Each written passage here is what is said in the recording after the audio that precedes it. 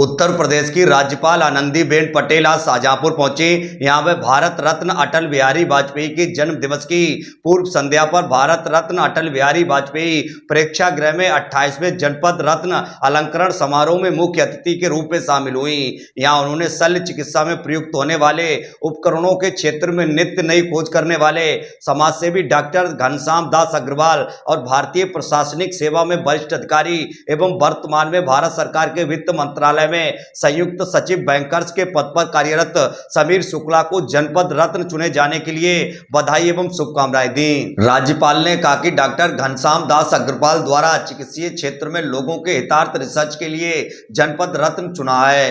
किसी भी क्षेत्र में आगे बढ़ने के लिए रिसर्च बहुत जरूरी है। महिलाओं के गर्भ में नवजात शिशुओं की मृत्यु हो जाती है, इस पर भी यूनिवर्सिटी में रिसर्च होना चाहिए। उन्होंने कहा कि भारत सरकार द्वारा वित्त मंत्रालय में जो भी योजनाएं एवं गाइडलाइन बनाई जाती होगी उसमें समीर शुक्ला का सुझाव शामिल किया जाता होगा। उन्होंने कहा कि प्रधानमंत्री जी विकसित भारत चाहते हैं कि हर व्यक्ति को शिक्षा, चिकित्सा, सुरक्षा, किसानों को समय से खाद, बीज, दवाई आदि समय से सभी को उपलब्ध हो। सभी योजनाओं का लाभ लाभार्थी तक पहुंचना चाहिए जिससे उसके जीवन में परिवर्तन आए।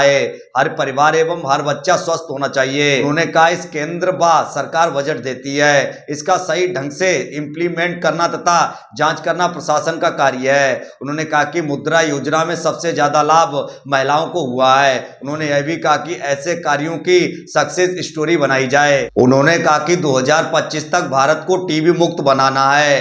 हर व्यक्ति को इसमें लगना होगा तभी भारत टीबी मुक्त बनेगा। उन्होंने यह भी कहा कि अपेक्षा करते हैं कि धीरे धीरे पूरा जनपद टीबी मुक्त हो जाए। उन्होंने आंगनवाड़ी केंद्रों के संबंध में कहा कि आंगनवाड़ी केंद्र एक ऐसा यूनिट है कि संपूर्ण कार्य करता है। उन्होंने कहा कि एजुकेशन पॉलिसी कहता है कि 2030 तक 50% युवा उच्च शिक्षा में जाना चाहिए। उन्होंने कहा कि 26% बच्चे 12वीं के पास आगे नहीं पढ़ते हैं। उन्होंने यह भी कहा कि इस क्षेत्र में हर वर्ग को 3 वर्ष आयु पूर्ण करने वाला बच्चों का एडमिशन आंगनवाड़ी केंद्र एवं 6 वर्ष पूर्ण करने वाले बच्चों का एडमिशन प्राथमिक विद्यालय में होना चाहिए। उन्होंने कहा कि महिलाओं को सशक्त होना बहुत जरूरी है। राज्यपाल ने यह भी कहा कि महिलाओं के जज्बे को देखते हुए अत्यंत खुशी है। महामहिम राज्यपाल ने कहा कि महिलाओं समाज की मुख्य धारा से जोड़ने हेतु उन्हें शिक्षित करें। राज्यपाल महोदया ने यह भी कहा कि प्रधानमंत्री नरेंद्र मोदी का आगामी 2047 तक भारत देश को विकसित भारत बनाने का सपना तभी साकार होगा जब पूरे देश में 100% लोग शिक्षित होंगे।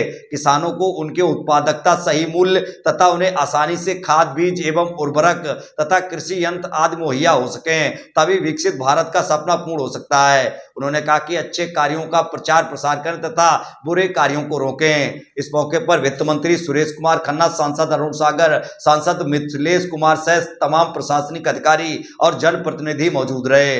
परिवार श्रीमती नेहा शुक्ला धर्मपत्नी काव्या मुहन्या दो पुत्रियां आपके पूज्य पिताजी अरुणाचल प्रदेश में शिक्षक रहे, इसलिए आपकी प्रारंभिक शिक्षा जनपद बॉम्ब जिला अरुणाचल प्रदेश में संपन्न हुई। आपने वर्ष 2000 में निफ्ट सेंटर आसाम से इलेक्ट्रॉनिक्स एंड कम्युनिकेशन में बीटेक किया। आप IIT दिल्ली से PhD कर रहे हैं। इस वक्त की सेवा यात्रा बहुत लंबी है। विद्या अध्ययन के बाद आप एससीएल इन्फोसिस्टम प्रखर बुद्ध की लगन एवं उनकी प्रतिभा के बल पर 2005 में देश की अतिप्रतिष्ठित एवं सर्वोच्च नागरिक प्रशासनिक सेवा IAS के कर्नाटक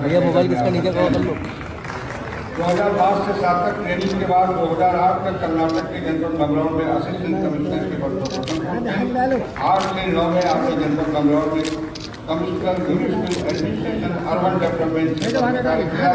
9 से 10 में आप जनपद रायपुर में chief executive officer rural development panchayat